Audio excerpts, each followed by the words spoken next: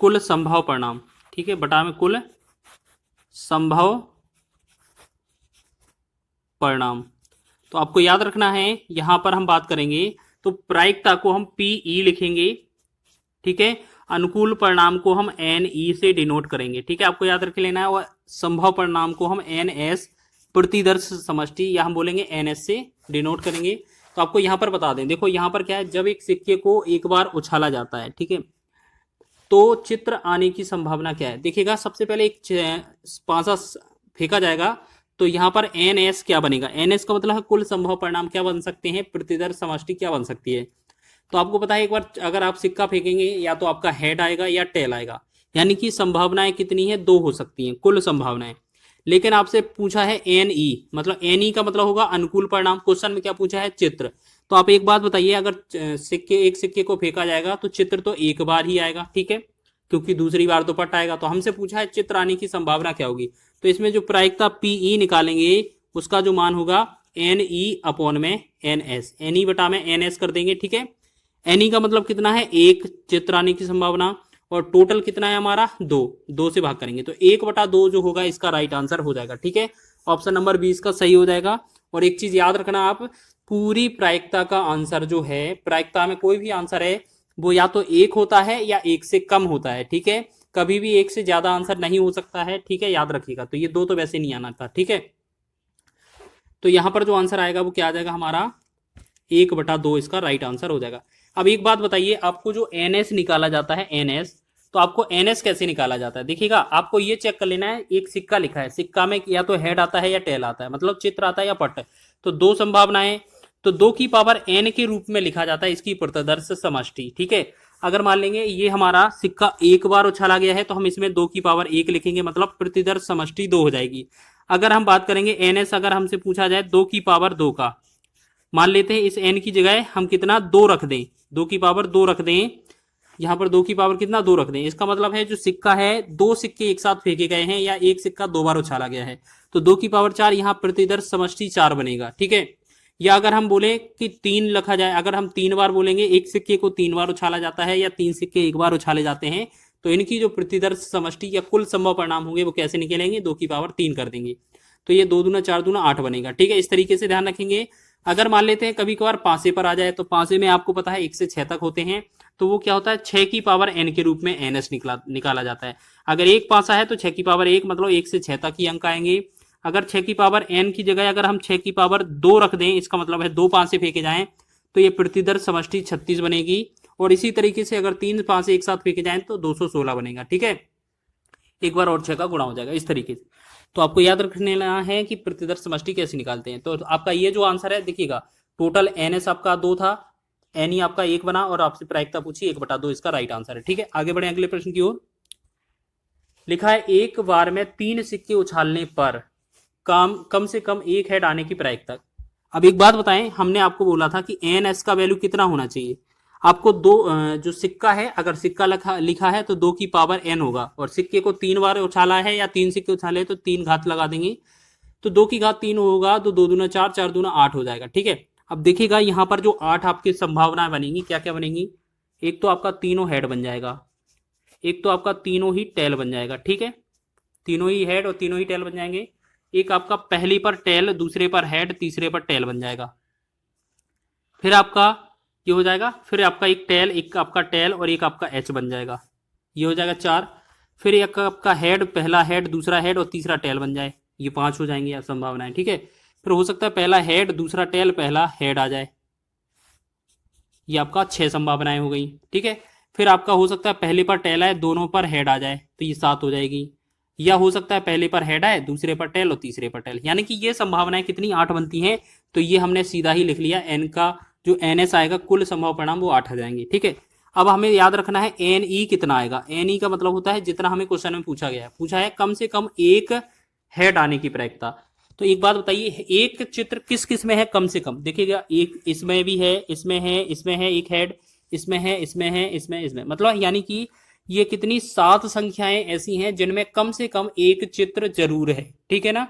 तो यहाँ N E का मान क्या हो जाएगा, सात। प्रायिकता यहां पर निकालेंगे तो पी बराबर होता है एन ई अपॉन में N S, N E upon में एन एस। तो हम क्या करेंगे, एन का वैल्यू 7 हो जाएगा और NH मतलब टोटल का वैल्यू 8 हो जाएगा। तो ये 7/8 होगा, ऑप्शन नंबर डी इसका राइट हो जाएगा। ठीक है, सभी को समझ में आया है ये क्वेश्चन। चलिए, और आपको इस तरीके से ये 8 है ना, 3 500 के लिख कर रख लेना है, क्योंकि ये बहुत पूछे जाते हैं एग्जाम में। चलिए अगला क्वेश्चन देखें। अगला क्वेश्चन देखेंगे, ताश के पत्तों की गड्डी में इक्का निकालने की प्रायिकता हो सकती है। देखिएगा, आप बात करें ताश की गड्डी की, तो ताश की गड्डी में टोटल जो पत्ते होते हैं, मान लेते हैं NS, जो टोटल NS होते हैं आपको पता है 52 होते हैं। ठीक है, आपको याद रखना है जो ताश की गड्डी होती है उसमें टोटल पत्ते जो होते हैं 52 होते हैं। ठीक है, अब हमसे पूछा क्या है, NE हमसे पूछा है, क्या पूछा है देखिएगा, इक्का निकालने की प्रायिकता। आपको पता है हर एक चीज गिट्टी में कितना 4 बार आती है, इक्का होगा, 2 होगा, 3 होगा, ऐसे ही सब चीजें कितनी 4 बार आती हैं। आपसे इक्का निकालने के लिए बोला है, तो यानी कि चारों इक्कों में से कोई सा भी निकाला जा सकता है। ठीक है, और प्रायिकता का आंसर देना है तो हमें क्या करेंगे, फॉर्मूला तो वही है, PE बराबर NE बटा में NS। तो हम क्या करेंगे, NE का जो वैल्यू है वो 4 है और NS का जो वैल्यू है वो 52 है। 4 एकम 4, 4 से 13 चौके 52, यानी कि 1/13 जो बनेगा इस क्वेश्चन का राइट आंसर बनेगा। डी विकल्प आपका सही है। ग्रुप डी के एग्जाम में ये पूछा गया था। ठीक है, इस तरीके का ताश से संबंधित क्वेश्चन बहुत पूछा जाता है। तो एक और क्वेश्चन देख लीजिए, ताश की गड्डी से फेस कार्ड निकालने की संभावना क्या होगी। अभी हमने आपको बताया जो NS रहेगा इसका, तो ये रहेगा 52। ठीक है, टोटल परिणाम जो होगा, कुल संभव परिणाम ये कितना रहेंगे, 52। ठीक है, और ताश की गड्डी में से फेस कार्ड निकालने, आपको पता है फेस जो होता है JQ और K, इसे गुलाम, बेगम और बादशाह बोलते हैं। इन सभी में चित्र दिए होते हैं, बाकी किसी में भी फेस नहीं दिया होता है। तो आपको बात करें, 4 आपके गुलाम होते हैं, 4 बेगम होते हैं, 4 बादशाह होती हैं। ठीक है, अगर आपसे NE पूछा जाए, NE आपका कितना बनेगा, आपका तीनों का पूछा है, 4 8 4 12, यानी कि तीनों का ये NE बनेगा 12। आपसे PE मतलब प्रायिकता, प्रोबेबिलिटी पूछी है, तो NE/NS हो जाएगा। ठीक है, NE/NS, यानी कि अनुकूल परिणाम कितने हैं हमारे ऊपर, 12, और टोटल संभव परिणाम 52। इसे काटेंगे, 4 तिया 12 और 4 से 13 चौके 52, यानी कि ये बनेगा 3/13। 3/13 जो होगा इसका राइट आंसर हो जाएगा, जो कि आपका C ऑप्शन में दिया हुआ है। ठीक है, इस तरीके से क्वेश्चन पूछा जा सकता है, ग्रुप डी में ये बना था क्वेश्चन। ठीक है, सभी को समझ में आ गया है।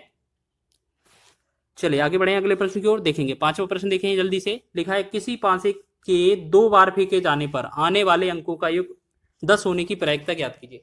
देखिएगा, अब हमें NS कैसे निकलेगा, NS हमने आपको बताया था NS कैसे निकलेगा।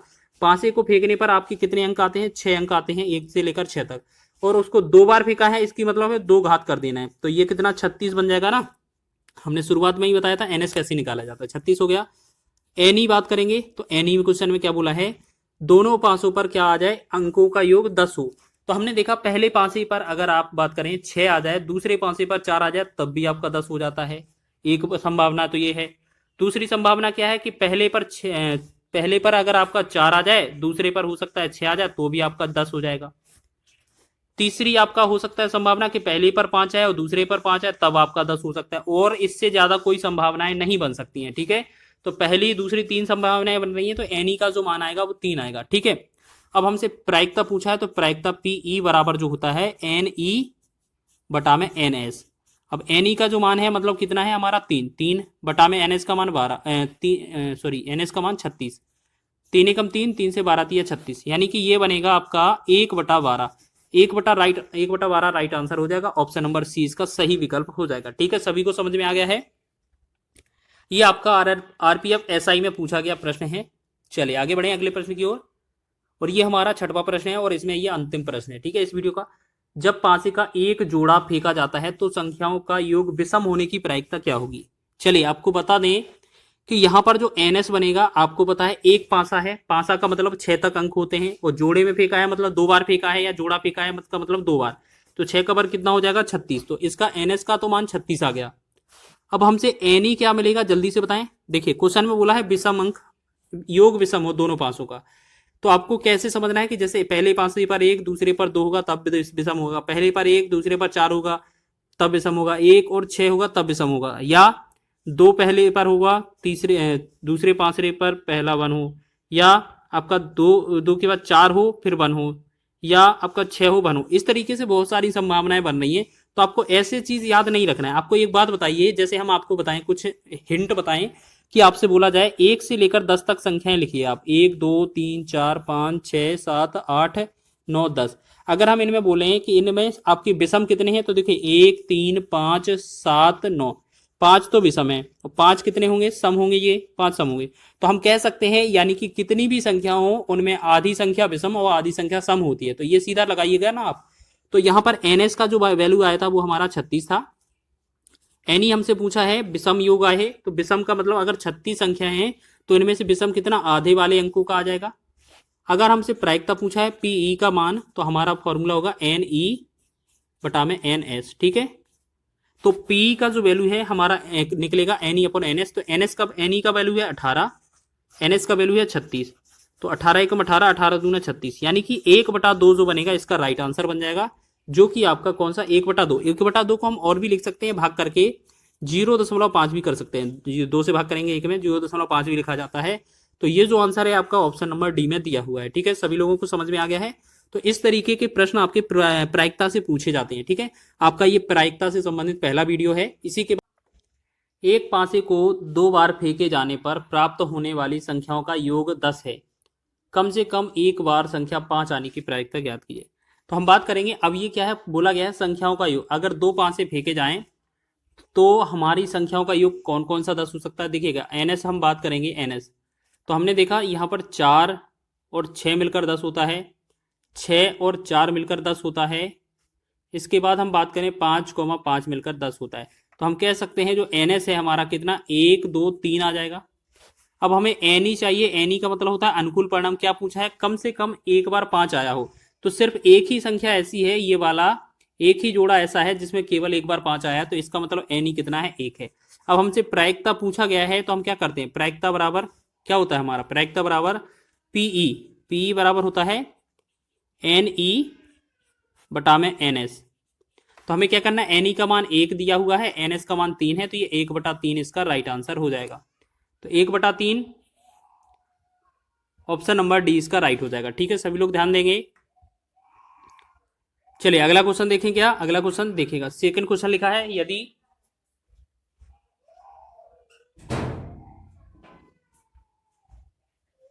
चलिए सेकंड क्वेश्चन देखेंगे, यदि अंग्रेजी वर्णमाला के एक अक्षर को यादृच्छिक रूप से चुना जाता है तो इस प्रकार चुने गए अक्षर के स्वर होने की प्रायिकता ज्ञात कीजिए।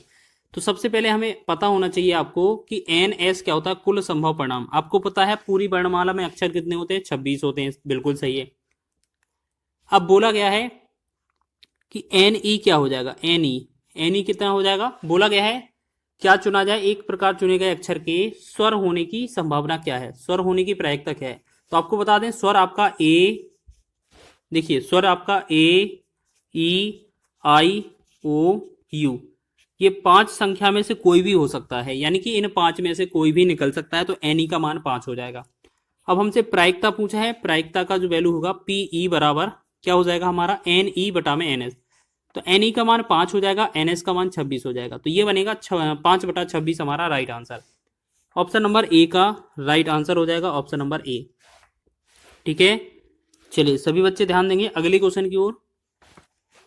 एक बॉक्स में 6 सफेद 2 काली और 3 लाल गेंदें हैं।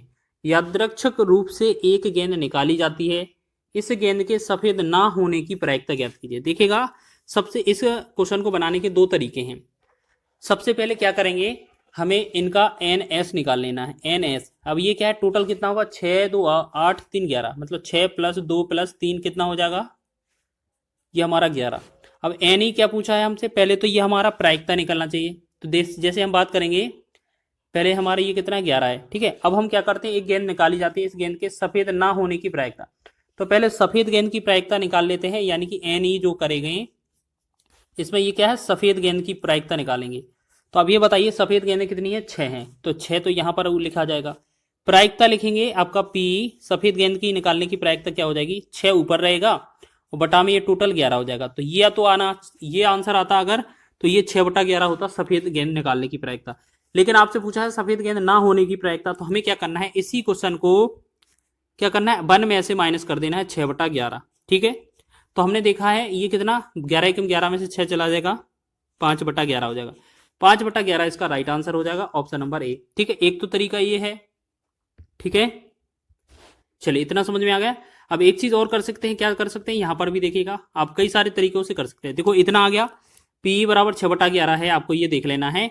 ये तो है सफेद गेंद की निकालने की प्रायिकता, यानी कि 11 में से 6 बार कितना सफेद निकलेगा। अगर सफेद ना होने की प्रायिकता तो आपको देखना है 11 में से ये 6 घटाएंगे कितना बनेगा 5, 5/11 ये इसका आंसर हो जाएगा, तब भी आंसर आ गया। ठीक है, लेकिन एक आपको और तरीका बताते हैं आपको कैसे करना है। ये समझ लेना है कि आपका जो NS है वो तो हो जाएगा टोटल, टोटल कितनी संख्या है 11। आपका NE मतलब ये हो जाएगा सफेद गेंद ना निकालने की प्रायिकता। अगर आप इसमें से सफेद हटा दें तो क्या आपका 2 और 3 5 बच जाती हैं, काली और लाल, तो 5 ही हो जाएगा। अब अगर ना निकालने की प्रायिकता पूछा जाएगा तो यही तो होगा 5/11। तो इसका आंसर है ऑप्शन नंबर ए। ठीक है, चलिए आगे बढ़े अगले प्रश्न की ओर। चलिए अगला प्रश्न देखेंगे। चलिए अगला क्वेश्चन है, बेहतरीन क्वेश्चन है, देखिएगा। एक बैग में 30 गेंदें रखी हैं जिन पर 1 2 3 से लेकर डॉट डॉट 30 लिखा है, संख्याएं अंकित हैं, और ये बैग से यादृच्छिक रूप से एक गेंद निकाली जाती है। बैग से निकाली गई गेंद पर अंकित संख्या 4 या 6 से विभाज्य होने की प्रायिकता ज्ञात कीजिए। ठीक है, या तो 4 से विभाज्य हो जाए या 6 से विभाज्य हो जाए। तो इसको क्या करेंगे, थोड़ा सा जूम इन कर देते हैं।